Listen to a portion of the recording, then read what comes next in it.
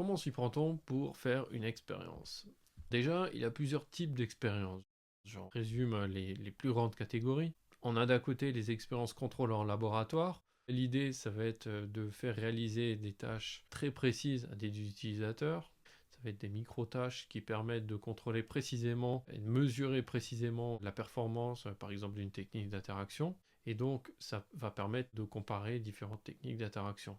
On va pouvoir aussi, dans ce type d'expérience, faire un benchmark qui permet de comparer, par exemple, la performance d'algorithmes ou de processus automatiques.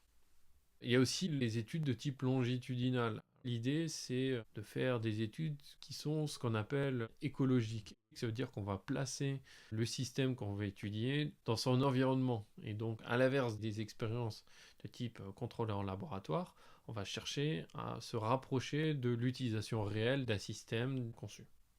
Et donc, pour réaliser une expérience, il y a plusieurs étapes à réaliser. La première, ça va être de formuler des hypothèses. La deuxième, ça va être de concevoir le dispositif expérimental qui va permettre d'étudier ces hypothèses. C'est réalisé en parallèle avec aussi un plan expérimental, qui est exactement comment va se dérouler l'expérience et comment va être organisé le déroulé de l'expérience. Et ensuite, on va faire passer l'expérimentation avec des participants. Les hypothèses sont des questions qui sont très précises qu'on veut trancher grâce à des données qu'on va récolter durant l'expérience. Et donc, ces hypothèses sont des déclinaisons de la question de recherche, donc ce sont des aspects précis de la question de recherche que l'on veut étudier. Et donc, pour cela, il faut concevoir et implémenter un dispositif expérimental. Donc, on va typiquement implémenter un prototype, donc il peut être logiciel, matériel ou les deux. Et on a besoin de dispositifs de mesure. Alors, ça peut être des logiciels, ça peut être du matériel, ça peut être du code de log dans le prototype logiciel qui va permettre de récolter des données. Et donc, pour savoir quelles données on va récolter et comment, il faut établir un plan expérimental. Donc le plan expérimental, ça définit ce qu'on appelle des variables indépendantes, qui sont les facteurs. Ce sont par exemple les conditions de l'expérience. Si on veut par exemple comparer plusieurs techniques d'interaction, la technique d'interaction utilisée, ça va être un facteur. Il y a des variables qu'on appelle dépendantes, c'est des métriques. C'est les choses que l'on va mesurer. On va pouvoir mesurer des choses qui sont qualitatives ou quantitatives. Qualitative, c'est grosso modo des choses qui sont subjectives à l'utilisateur. Ça peut être par exemple des préférences, ça peut être le sentiment d'incarnation en réalité virtuelle, des choses comme ça. Les études qui sont quantitatives vont mesurer quelque chose qui sont objectives, c'est-à-dire par exemple du temps de réponse, du taux d'erreur, etc. Et il y a un aspect très important dans un plan expérimental, c'est la méthode expérimentale. Donc il y a deux méthodes principales qui sont les méthodes intersujets et les méthodes intrasujets. Intersujet, ça veut dire que chaque utilisateur va réaliser toutes les conditions de l'expérience. Donc il va faire par exemple d'abord la première technique, ensuite la deuxième technique, et d'autres utilisateurs vont faire d'abord la deuxième puis la première. Les méthodes intra-sujets, c'est quand les utilisateurs vont faire une seule des conditions. Par exemple, la moitié des utilisateurs vont faire la technique numéro 1 et l'autre moitié va faire la technique numéro 2. Typiquement, on va utiliser une méthode intra-sujet quand le fait de faire une condition va donner une certaine expérience pour la réalisation de la deuxième condition qui va empêcher une comparaison équitable de ces techniques. Et enfin, dans ce plan expérimental, il faut évidemment définir la tâche à réaliser par les utilisateurs, par exemple, cliquer sur des cibles, et cliquer sur des éléments dans un menu et des choses comme ça. Et donc, par exemple, dans une expérience de sélection de commandes, on va tester trois types de menus, un menu linéaire, un menu circulaire et un menu gestuel. Et donc, l'idée, ça va être de sélectionner des items avec ces menus. Une partie des utilisateurs va d'abord utiliser le menu linéaire, ensuite circulaire, ensuite gestuel.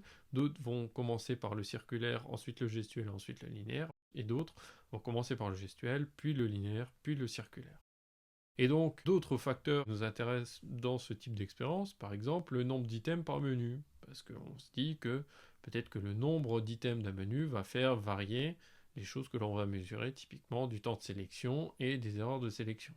Donc, on va par exemple tester 4, 8 ou 12 items par menu. Alors là, je l'ai représenté que pour la condition linéaire, mais évidemment, c'est reproduit sur les deux autres conditions.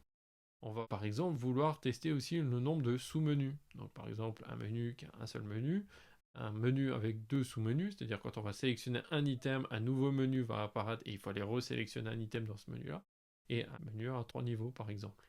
Et ensuite, on va réaliser des répétitions afin d'avoir le plus de données possible pour chacune des combinaisons de conditions.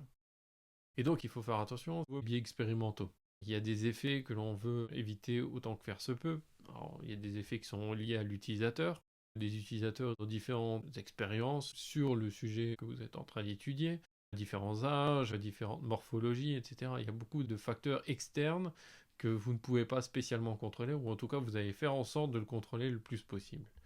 Et une des façons de le contrôler, c'est d'avoir plusieurs participants. On ne va jamais faire d'études avec un seul participant, on va essayer d'en avoir plusieurs, par exemple plusieurs dizaines de participants. Alors, vous pouvez dire plusieurs dizaines de participants, mais si on regarde des expériences par exemple en biologie ou en médecine, ça parle souvent de milliers, voire de dizaines de milliers de participants.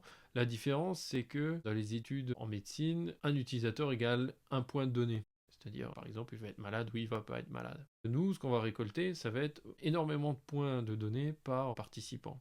Et donc, ce qui va compter, ça va être combien on va avoir de points de données quand on va vouloir faire nos analyses statistiques.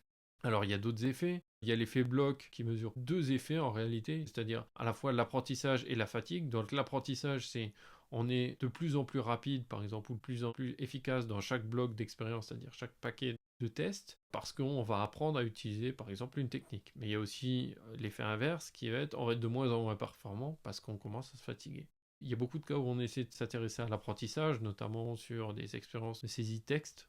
On va tester des claviers qui sont très difficiles à apprendre et donc ils mettent plusieurs blocs pour pouvoir les utiliser de manière optimale. Donc là, typiquement, on va analyser l'effet d'apprentissage. Généralement, on va essayer de limiter la durée de l'expérience pour éviter la fatigue. Donc souvent, une expérience, ça dure un quart d'heure, une demi-heure, parfois une heure, mais on essaie de limiter. Et ça va dépendre aussi de la tâche à réaliser. Parfois, elle est très répétitive et donc on a plus vite tendance à se fatiguer. Des fois, la tâche est plus physique, par exemple en réalité virtuelle en faisant des gestes en 3D, des choses comme ça. Et enfin, il y a l'effet d'ordre, donc j'en ai un petit peu parlé. Si on a trois conditions, donc trois techniques à réaliser, évidemment, on ne va jamais faire utiliser par tous les participants une technique en premier, la deuxième en deuxième et la troisième en troisième, parce que les participants vont connaître la tâche en ayant fait la première, puis la deuxième, puis la troisième, et il y a de grandes chances qu'ils soient plus efficaces sur la troisième parce qu'ils ont eu l'apprentissage avant. Il peut y avoir aussi l'effet de la fatigue qui joue.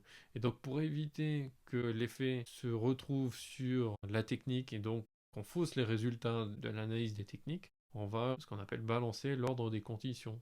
Donc on va utiliser ce qu'on appelle la carré d'attaque, vous pouvez voir à droite, où un utilisateur va commencer par la condition A, d'autres par la condition B, d'autres par la condition C et d'autres par la condition D. Et donc on va s'arranger pour avoir autant de participants dans chacun des ordres possibles. Et donc ça veut dire que chaque condition va se retrouver en premier, en deuxième, en troisième et en quatrième, dans le même nombre de jeux de données, et donc ça permet de balancer les conditions.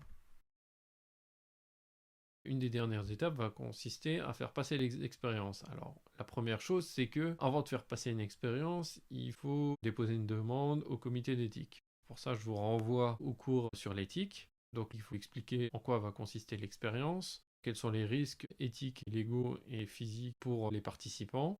Et le comité d'éthique va valider l'expérience, va vous autoriser à réaliser l'expérience. Et donc, vos participants, quand ils vont commencer leur expérience, la première chose qu'ils vont faire, c'est signer un formulaire de consentement éclairé qui leur explique les risques qui sont liés à l'expérience et qui leur explique la procédure à suivre, par exemple, expliquer qu'ils peuvent quitter l'expérience à tout moment. Donc, une fois qu'ils ont donné leur accord pour participer à l'expérience, on va faire généralement répondre à des questionnaires démographiques. Donc les questionnaires démographiques, il y a des informations, par exemple, sur l'âge, sur le genre, sur l'expérience, sur l'utilisation de certaines technologies, des choses comme ça. Et ensuite, on explique la tâche à l'utilisateur, ce qu'il va devoir réaliser, et ensuite, il réalise ses tâches. À la fin de l'expérience, on va généralement réaliser un debriefing avec des questionnaires qui vont permettre de mesurer, par exemple, des choses qualitatives, et donc de permettre aussi d'avoir certains retours qui permettent de comprendre des choses qui ne sont pas mesurables directement.